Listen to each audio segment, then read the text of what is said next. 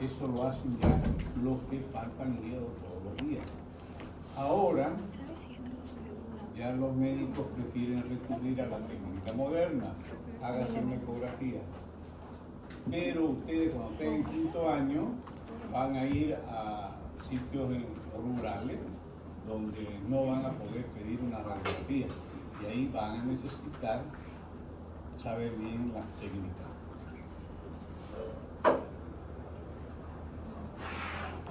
¿Qué es un signo? Esto pregunta examen también. En el primer examen y en todas las preguntas que yo haga de aquí en adelante tenemos que saber que el signo es una manifestación objetiva o física. ¿Qué quiere decir objetiva? Que se puede ver, que se puede observar. O física, que podemos medir. Y eso nos indica que hay algo que no están dando bien. El signo puede ser directo cuando se lo obtiene directamente del paciente, a través de nuestro sentido o de instrumentos simples como ¿cómo se llama el aparato que sirve para ocultar? ¿Un termómetro? Tetoscopio. Tetoscopio, eso. Entonces es un signo directo. Si yo escucho un soplo cardíaco con el estetoscopio, es un signo directo. Si yo lo veo que está amarillo, es un signo directo, lo veo amarillo.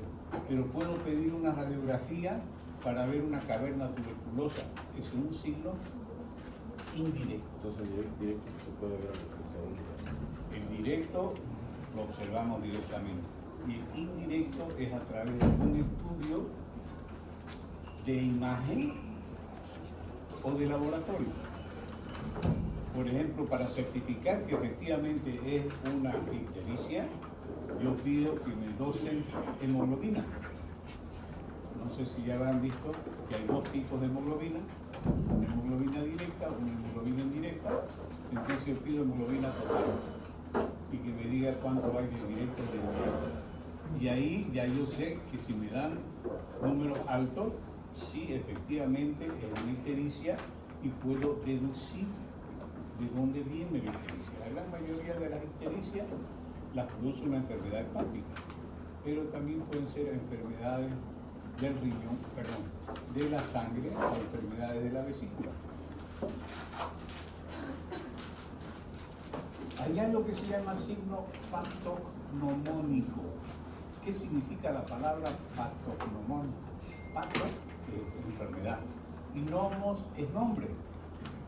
Entonces es un signo que al verlo ya yo sé el nombre de la enfermedad. Eso es patognomónico. Entonces es una manifestación objetiva. Eso es un signo, ¿no? Manifestación objetiva. Tan específica de una enfermedad, específica quiere decir que es solamente de esa enfermedad, que por su sola presencia permite asegurar sin ninguna duda su diagnóstico. Antes de que llegue esta gran cantidad de aparatos que se usan en medicina, había muchísimos signos patognomónicos. Ahora se ha visto que aquellos que se consideraban en un momento signos patognomónicos no eran tales porque aparecían en otras enfermedades. Pero dentro de los signos patognomónicos que todavía hay y que podemos ver, está este. Si ustedes ven, hay una manchita blanca con algo rojizo y está justo al frente del segundo molar. Esa característica es única del signo de Koplik, que se da en el sarampión y aparece 24 horas antes que la enfermedad. Ya vamos a ver que hay una palabra que se llama pródromo, que es algo que aparece antes que se manifieste la enfermedad. Entonces, una mamá lleva a su niño porque tiene algo raro, le ve, pero no sabe qué es.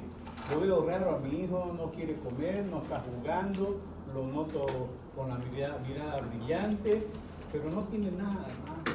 Entonces, abre la boca y ve eso. Entonces puede decir, su hijo tiene sarampión. Mañana le van a aparecer todas las manchitas. Porque el único que da ese signo es el sarampión. No hay más. Por eso es patognomónico de sarampión. Ahí está la mancha de Koplik en la mucosa oral, puntos blanquecinos ligeramente elevados con base eritematosa. ¿Qué quiere decir eritematosa? Rojo. Eritema quiere decir rojizo, ¿no? Eritematoso, rojizo. Se han comparado con granos de arena, localizado con más frecuencia en la mucosa opuesta a los segundos molares. Ahí es donde aparece, entonces hay que mirar los molares de arriba y mirar esa mucosa. Aparecen 2 días antes del exantema y duran 24 a 48 horas, signo de Koplik. Entonces, durante esos 2 días antes, la mamá ve que su niño cambió. Y sobre todo las mamás primerizas están muy atentas a los cambios que tiene el bebé, porque todo es novedad y lo están mirando todo el tiempo. Signo de Koplik. Y ahora viene la palabra síntoma. Son las molestias, manifestación subjetiva de una enfermedad y por lo tanto solamente perceptible para el paciente. El paciente siente, el médico no puede ver, lo que es un síntoma no se ve, solamente el paciente lo siente y dice, me duele, me pica, tengo náusea. Yo no lo puedo ver.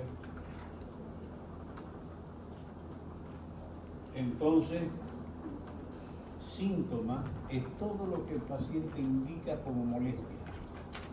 Si yo digo diarrea, ¿será un síntoma o un síntoma?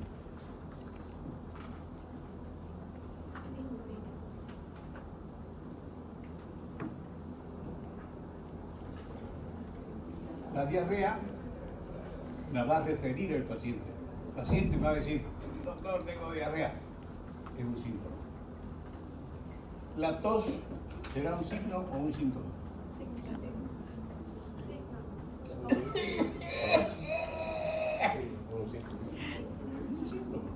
¿Por qué yo puedo fingir? No es verdad que yo te conto. Van a tener después mucha gente que vaya, denme 48 horas de licencia porque estoy muy mal. Mentira. A oculta no tiene nada dentro. Mentira. Entonces, es un signo. La fiebre. Signo. Ya. La fiebre es un signo para la fisiología. Y es un síndrome para la semiología. Ya vamos a ver qué es un signo. Es un signo, ¿por qué? Porque puedo medirlo con un termómetro, por eso es un signo. Y puedo llamar a otro colega y decirle, tomarle la temperatura, vas a ver que tiene 38. Coloca un termómetro que tiene que ser en el mismo lugar, porque la temperatura varía de orificio a orificio, ya sea la boca, el recto, la axila, depende de dónde se haga la medición, puede variar, pero lo puede medir y puede ver en el termómetro exactamente cuánto es la temperatura. Y si está arriba de 38, es fiebre. ¿Sí? Para la semiología es un síndrome, Para la semiología es un síndrome. pero Para la fisiología es un síndrome. Okay. Ya vamos a ver ahorita lo que es síndrome. ¿Qué es síndrome? El síndrome es un conjunto de síntomas y de signos. Eso es lo primero que hay que recordar de síndrome, que es un conjunto, un grupo, un bollo, un montón de signos y de síntomas que aparecen al mismo tiempo, aparecen juntos. Puede indicar la presencia de una enfermedad o un trastorno y puede tener muchas causas. Eso es lo que dice el libro. Ahora, ¿qué es lo que digo yo? Y ya saben, lo que digo yo manda en el examen. El libro no va a venir a pedirle cuentas, yo sí. ¿Qué es un síndrome? Es un conjunto de signos y síntomas que aparecen en un momento dado tienen relación fisiológica, fisiopatológica, embriológica, tienen alguna relación y muchas causas posibles. Entonces son 4 las cosas que yo quiero que ustedes recuerden del síndrome. 1, que es un conjunto de signos y de síntomas. Conjunto de signos y de síntomas. 2, que aparecen en un momento determinado. Si yo tengo tos ahorita y de aquí a 3 días boto flema, no lo puedo relacionar en el tiempo. Tengo que toser y botar flema al mismo momento para armar un síndrome bronquial, como hablamos el otro día. Entonces, conjunto de signos y síntomas que aparecen en un momento dado, que tienen una relación, cualquier relación, anatómica, fisiológica, fisiopatológica, embriológica, cualquier relación que yo la pueda juntar y que tiene muchas causas. Por ejemplo, un paciente llega y dice, tengo tos y tengo una expectoración amarillenta y me he sentido con fiebre. El paciente dice, me he sentido con fiebre, y ahí tenemos que preguntar, ¿se tomó la temperatura? Porque una cosa es sentirse con fiebre y otra cosa es tener un aumento de temperatura. Son 2 cosas diferentes. Entonces me sentí con fiebre, pero no me tomé la temperatura. Pero estoy con tos y boto flema. Entonces, síndrome es un conjunto de signos y síntomas relacionados entre sí que aparecen en un momento dado y tienen muchas causas. ¿Cuál es la causa de toser y botar flema? Hay más de 200 virus que hacen eso, hay más de 100 bacterias que producen lo mismo y hay más de 100 químicos que también producen lo mismo. Esas son muchas causas. Entonces digo, usted tiene un síndrome bronquial. No puedo ir más lejos. Puedo decir síndrome respiratorio, pero de todo el aparato respiratorio, que ahí es importante saber anatomía, de todo el aparato respiratorio hay uno que produce flema, y ahí hay que saber fisiología, que son los bronquios, la mucosa bronquial es la que produce flema. Entonces, cuando algo incentiva, irrita las terminales de tos y se produce tos para sacar una flema, entonces, y no sé qué es un síndrome bronquial. Y eso es fácil, ¿no? ¿Por qué? Porque lo podemos relacionar rápidamente. Un paciente viene y dice, he tenido dolores muy fuertes de barriga, estoy con mucha náusea y estoy con diarrea. ¿Qué síndrome podrá ser? Síndrome abdominal puede ser, gastrointestinal puede ser, síndrome diarreico también puede ser. ¿Y cuál es la causa? No sabemos. Mucha. Entonces se llama síndrome, porque hay muchas causas. Pero cuando me dice dolor de barriga, vómito, náusea, diarrea, identifico inmediatamente qué es el aparato digestivo. ¿Quería preguntar algo? No. Pero si yo tengo un paciente que me dice, doctor, vengo porque se me hinchan las piernas, me cuesta subir grada, me canso de subir grada, y cuando camino rápido me falta el aire. ¿Qué puede ser?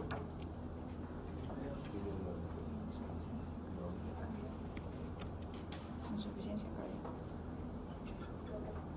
Les doy ese ejemplo para que vean lo importante que es conocer la fisiología y la fisiopatología. Si yo no sé la fisiopatología de la insuficiencia cardíaca, de lo que tiene el paciente, se le hinchan los pies porque hace edema, le falta el aire porque tiene disnea. Y si yo no sé esa relación entre que se hinchen los pies, que le falte el aire, que no pueda caminar rápido, no lo relaciono con un síndrome fisiológico de insuficiencia cardíaca, no voy a saber qué tiene. Por eso es necesario saber un poco de fisiología, de fisiopatología, para poder hacer esa relación. Pie hinchado, corazón, o puede ser hígado también, da pie hinchado. Difícil, muy difícil. Tiroides da otros síntomas mucho más antes y más visibles, digamos. Puede echar lo que sea. de agua. Retención de agua. Pero ¿por qué retiene líquido? Puede ser riñón. Pero el riñón, lo primero que hincha es la cara y las manos, no en los pies. Entonces yo le pregunto, ¿se le ha hinchado la cara? No. ¿Se le ha hinchado las manos? No. Solamente los pies. ¿Y usted amanece con los pies hinchados? No, amanezco con los pies bien. Pero en la noche, ahí ya los tengo hinchados. Entonces saco yo mi sello, ¡tolán! Le pongo insuficiencia cardíaca con testigo.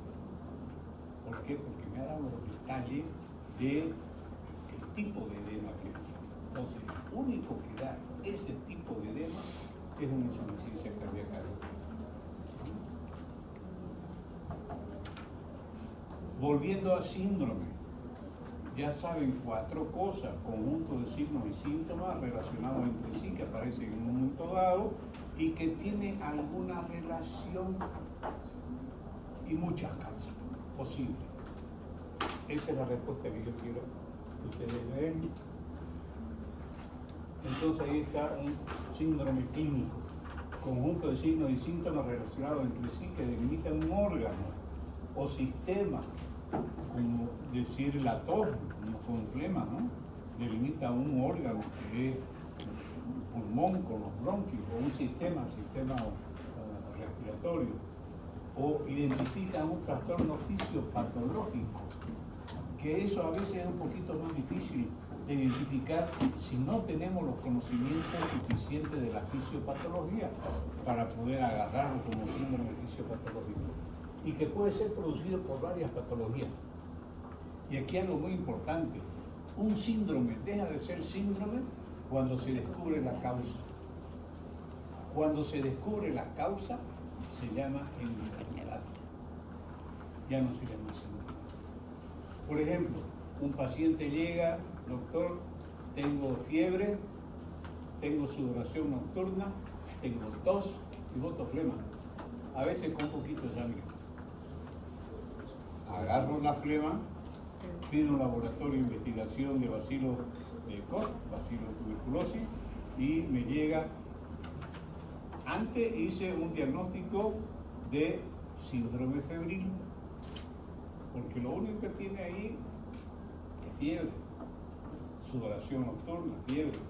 Entonces cuando me llega el resultado del laboratorio diciendo de que tiene bacilo de Koch, pasa de ser síndrome febril a enfermedad tuberculosis. Y ya se llama tuberculosis. Ya no es un síndrome febril. ¿Sí? Entonces, aquí viene la palabra diagnóstico, que la vamos a ver más adelante. Diagnóstico en realidad es ponerle el nombre al que produce la enfermedad. En resumen, ¿no? Ya hablamos de ese síndrome clínico, paciente con dolor abdominal, náusea y diarrea, es un síndrome gastrointestinal.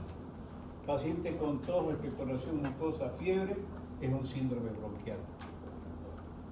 Eso lo hemos visto mucho, ¿no? Cuando hubo la epidemia de COVID, había mucha gente que tenía tos, expectoración mucosa y fiebre. Y era un síndrome bronquial hasta que le daba positivo para COVID. Cuando daba positivo para COVID, ahí era enfermedad SARS-CoV-2. La enfermedad se llamaba SARS-CoV-2. El virus se llamaba SARS-CoV-2, perdón, y la enfermedad se llamaba COVID-19. Es que hubo un lío con eso, con el COVID-19. Resulta que siempre cuando aparece un virus, lleva el nombre de la localidad donde se encuentra. Eso ha sido la tradición. Si aparece en el río, qué sé yo, Tanganica, entonces le llaman virus Tanganica. Y apareció en una ciudad china, Wuhan. Entonces iba a ser el virus de Wuhan, pero la muñeca de la política china le dijo a la OMS, lo llamás enfermedad de Wuhan y te doy para lo tumba. Así que cambiaron y pusieron SARS-CoV-2. SARS porque es un virus SARS, CoV de COVID-19. Y 2 porque había uno que también da la misma enfermedad, pero este era diferente y lo llamamos SARS-CoV-2. O sea, fue la primera vez que por causas políticas se cambió el nombre de un virus. Como vamos a hablar de enfermedad y de salud, tenemos que saber qué es enfermedad y qué es salud. Como toda definición, hay muchas, hay tantas definiciones como autores de libros hay. Si yo voy a hacer un libro, no voy a copiar la definición de enfermedad o la definición de salud de otra persona. Yo voy a hacer la mía. Y cuando yo pregunte, voy a querer que digan mi definición. Así es más o menos en medicina. Salvo que hay algunas definiciones como la definición de salud de la Organización Mundial de la Salud, que es la que casi todo el mundo acepta. ¿Qué es la enfermedad? La enfermedad es un proceso y el estatus consecuente de afección de un ser vivo, caracterizado por una alteración de su estado ontológico de salud. Parece trabalengua, ¿no? Lo que quiere decir que aquí de que es una alteración de la salud de una persona. Cuando la salud se altera, el estado ontológico, cuando la salud se altera, ahí le decimos, está enfermo. Nunca se debe dar una definición por su contrario. Eso es, nunca puedo decir yo, ¿qué es negro? Negro es todo lo que no es blanco. Es parcialmente cierto, pero no puedo dar una definición de ese tipo. No puedo dar una definición por el contrario. Entonces no puedo decir qué es salud, lo que no es enfermedad. ¿O qué es enfermedad? La falta de salud. Otra definición de enfermedad: el estado o proceso de enfermedad puede ser provocado por diversos factores, tanto intrínsecos como extrínsecos al organismo enfermo. Bueno, esto sí es importante, saber de que todo lo que causa enfermedad se llama noxa. Noxa. Del griego noso, que quiere decir enfermedad o afección de la salud. Entonces, todas las enfermedades son producidas por noxa.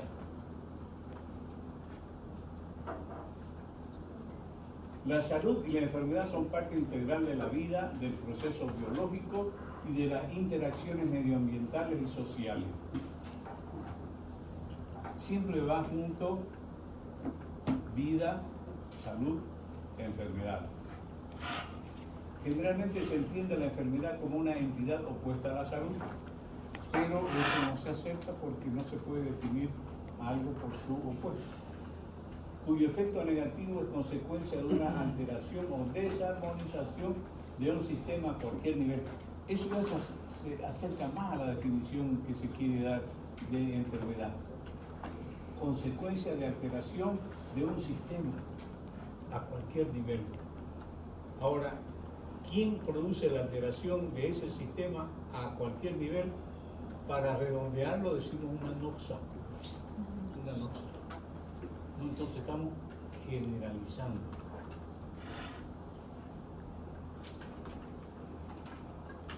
La enfermedad tiene características propias y en general una causa específica. Eso haciendo comparación con síndrome, ¿no? Que tiene muchas causas. La enfermedad tiene una causa conocida. En un comienzo es posible que el clínico pueda plantear solamente un determinado síndrome, sin poder identificar a qué enfermedad corresponde. Y es lo que nosotros vamos a hacer. En la semiología que vamos a estudiar, vamos a llegar a formar síndromes, a dar diagnóstico sindromático, diagnóstico de enfermedad de las más comunes. Después vamos a hacer diagnóstico sindromático, es decir, tener la capacidad de relacionar los síntomas con los signos. Los síntomas que nos dice el paciente y los signos que tenemos que aprender a encontrar. Si el paciente me dice tengo cansancio, me canso, y le pongo un estetoscopio y escucho, es un soplo con cansancio, ahí ya una valvulopatía.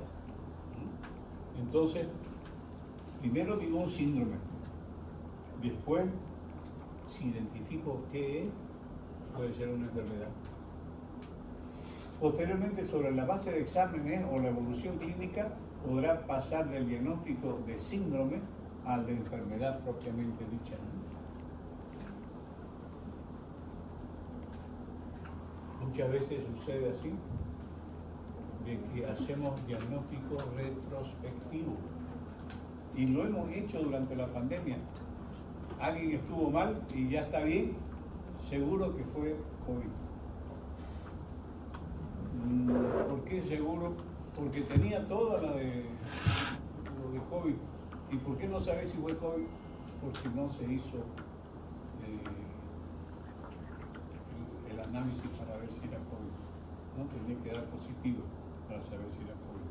Entonces, a veces hacemos el diagnóstico retrospectivo, porque tuvo esto, seguro era tal cosa.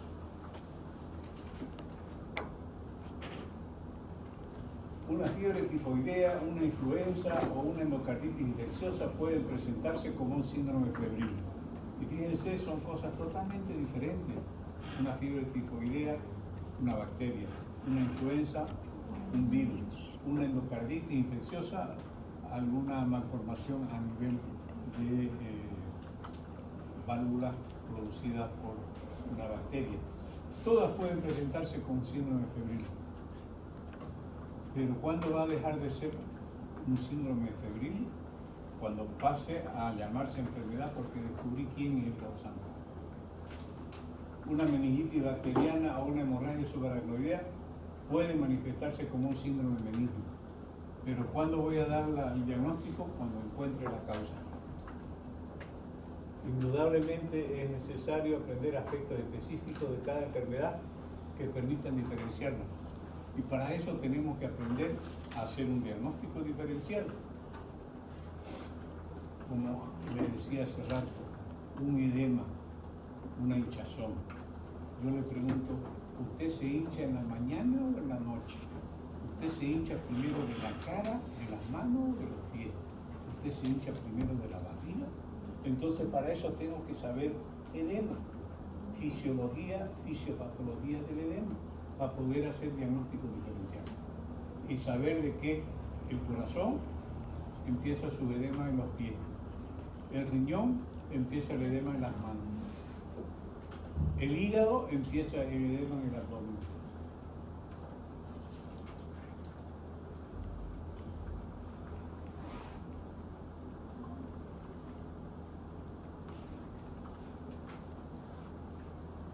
Esto es importante, lo que está ahí arriba. Una enfermedad es como un síndrome, tiene signos y síntomas, pero una sola causa específica, que cuando yo la encuentro, entonces ya no es síndrome, ya es enfermedad. Como decía, ese que tose, bota flema y tiene tuberculosis, y ya no es un síndrome febril.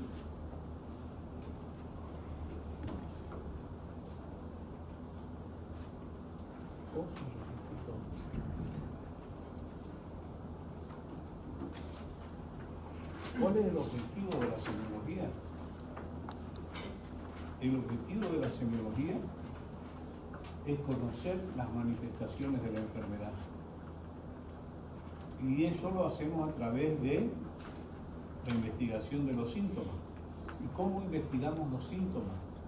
Haciendo un interrogatorio que se llama anamnesis, o interrogatorio, anamnesis. que es un conjunto de preguntas y de saber escuchar con mente científica. Si dice me duele el pecho y el dolor se me va al hombro, yo estoy escuchando dolor de pecho que se va al hombro y ya voy sacando conclusiones. ¿Qué patología tienen esa característica? Entonces voy haciendo a su vez diagnóstico diferencial, escuchando las diferencias que hay entre enfermedad y enfermedad. Y para eso tengo que saber la diferencia. Para eso tengo que leer el libro. Todo nos lleva a eso. Entonces, el objetivo de la semiología es conocer las manifestaciones de la enfermedad, síntomas y signos. Para conocer los signos, ¿qué es lo que tenemos que aprender? La semiotecnia. La semiotecnia, que son las maniobras semiológicas que nos enseñan el profesor del hospital. Así que cuando enseñan una maniobra, traten ustedes por todos los medios de hacerla. Quien escucha algo aprende un 10%. Quien escucha y lo comenta aprende un 20%. Pero quien escucha, comenta y lo hace, aprende más del 80%. Tiene más chance de recordar después. El que hace. Entonces hay que tratar de hacerlo cuando dice el docente, ¿quién quiere palpar aquí? Yo tiene que decir todito. Ah, bueno, venga, póngase en fila. Vamos a palpar todo por turno. Haga bien la maniobra, ponga bien su mano así, haga bien esto, indíquele al paciente qué tiene que hacer, porque la maniobra no es solamente lo que yo hago, sino lo que el paciente hace cuando yo se lo pido. Como le decía, respire hondo cuando yo tengo mi dedo así, para que el hígado baje, y tengo que saber en qué momento doblar mis deditos y estar pensando en qué es lo que voy a encontrar. Tengo que saber que voy a encontrar el borde hepático. Y eso lo tienen que hacer en la práctica. Si no lo hacen en la práctica, se olvida.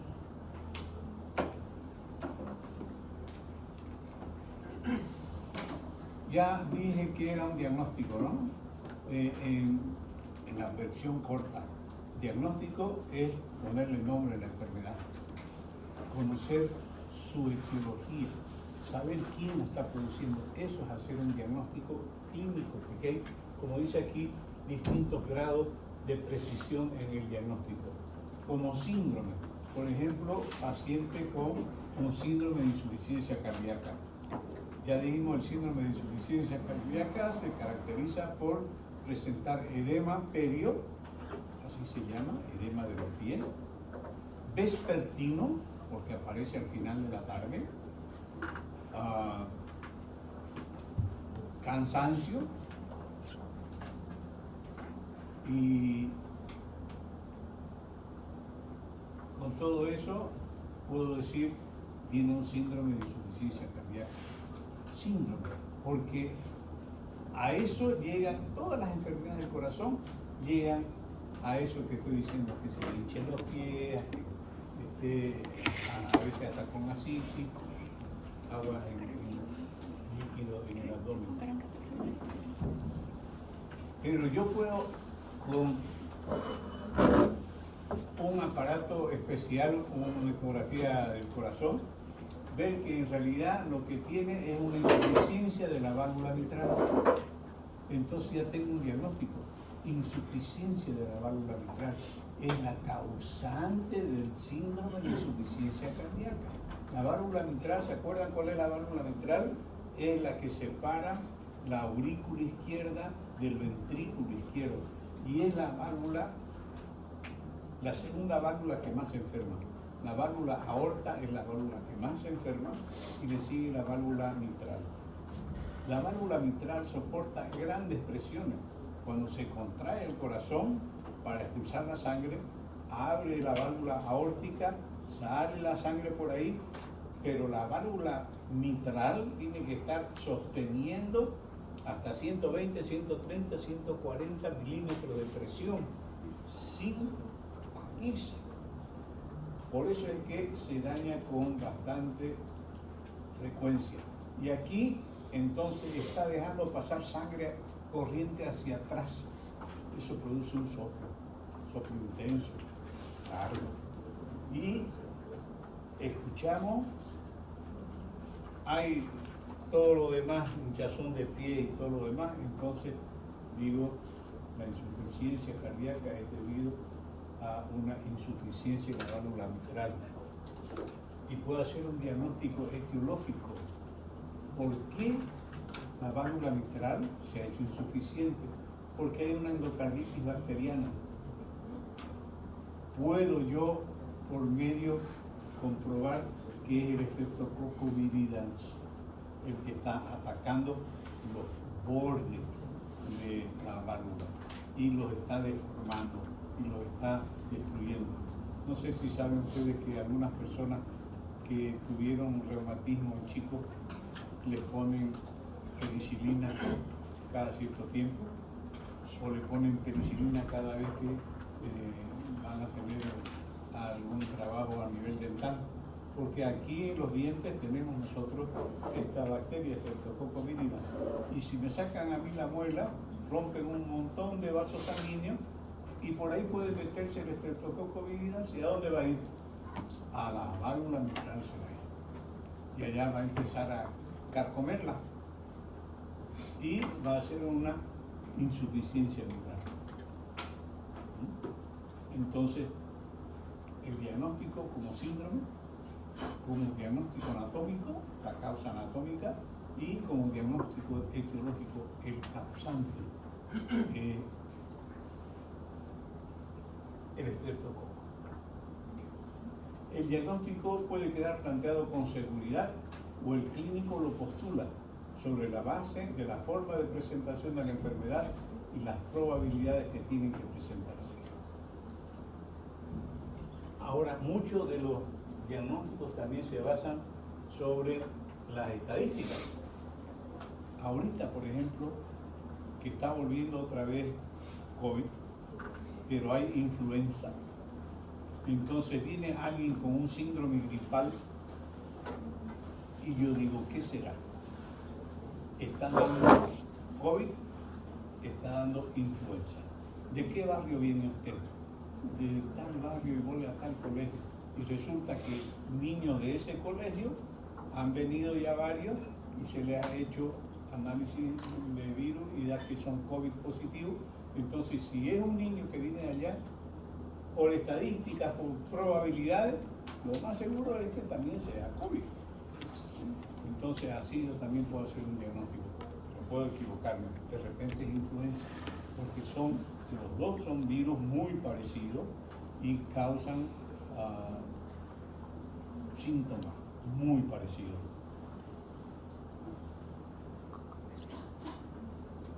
Entonces, en resumen, es conveniente saber agrupar los síntomas y los signos.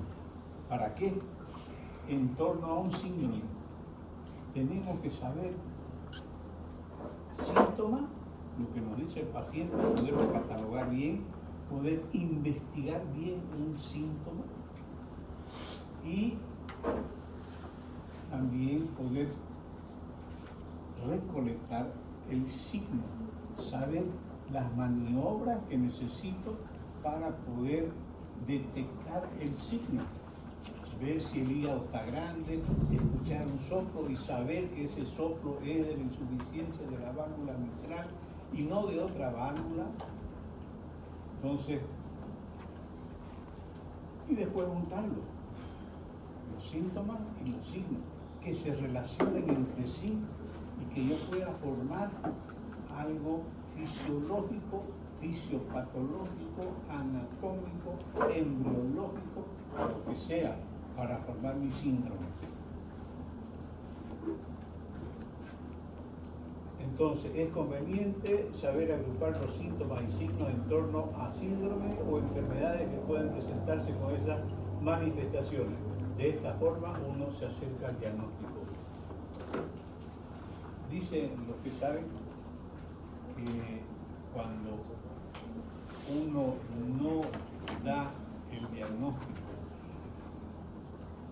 después de haber hecho un examen completo, exhaustivo y una historia clínica completa, no sabe el diagnóstico, difícilmente se va a saber de todo. O sea, queda uno en la penumbra, no todo se sabe. Ahí tiene que ir a un consultorio de imagen, o sea, diagnóstico por imagen, a un gabinete donde le hagan, qué sé yo, una resonancia magnética.